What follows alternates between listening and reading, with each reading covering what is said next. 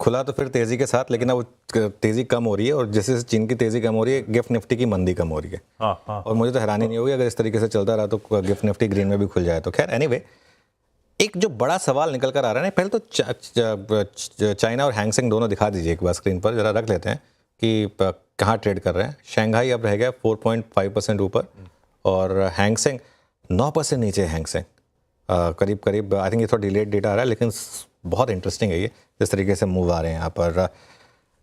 बड़ा सवाल ये है कि क्या चीन की मार्केट कुछ ज़्यादा ही स्टिमुलस को लेकर एक्साइटेड हो रही है।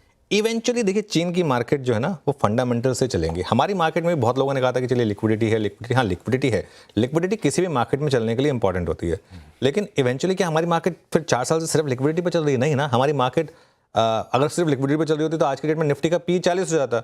निफ्टी का पी तो अभी 20-21 पर ही है। रीजन थे इसलिए लिक्विडिटी आ रही है, इसीलिए लिक्विडिटी आ रही है। चाइना में ये रैली जो ये हुई है लिक्विडिटी की वजह से, लेकिन क्या फंडामेंटल्स इसको सपोर्ट कर पाएंगे, ये बड़ा सवाल है। और देखिए, इवेंचुअली मार्केट फंडामेंटल्स की वजह से चलते हैं।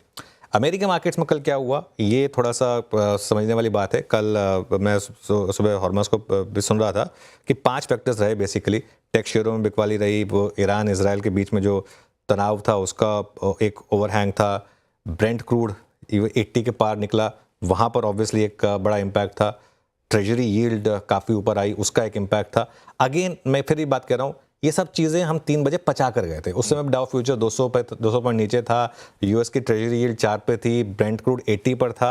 ये सब, और मतलब जो फेड की एक्सपेक्टेशन है कि शायद अब इंटरेस्ट रेट उतने नहीं कट होंगे, वो भी कुछ हद तक शायद प्राइस्ड इन था।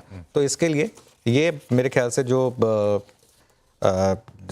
उसके अलावा उनके जो मेगा कैप इंडेक्स है वहाँ पर काफ़ी गिरावट आई। जैसे अमेजोन गिरा, एप्पल गिरा, आपका ये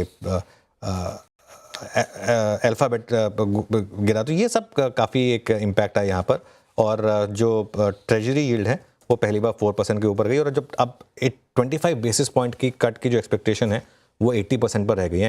पहले तो 100% था कि 25 बेसिस पॉइंट तो एटलीस्ट होगा, और कुछ लोग तो ये भी मान रहे थे कि 50 बेसिस पॉइंट भी हो सकता है। अब कुछ बैंक्स तो ये मान रहे हैं कि 50 बेसिस पॉइंट का रेट कट तो आएगा ही नहीं, और इवन 25 बेसिस पॉइंट की भी अब 80% रह गई है।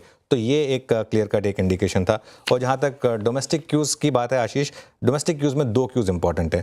पहला, 2 राज्यों के जो आज विधानसभा चुनाव के नतीजे आ रहे हैं जो आपकी स्क्रीन पर फ्लैश कर रहे हैं, और दूसरा इसमें भी बीजेपी की जो लॉस है उसको मार्केट पचा चुका है, और दूसरा इलेक्शन सीजन स्टार्ट हो चुका है। टीसीएस पर नज़र रहेगी अब, और पूरे के पूरे आईटी पैक पर नज़र रहेगी।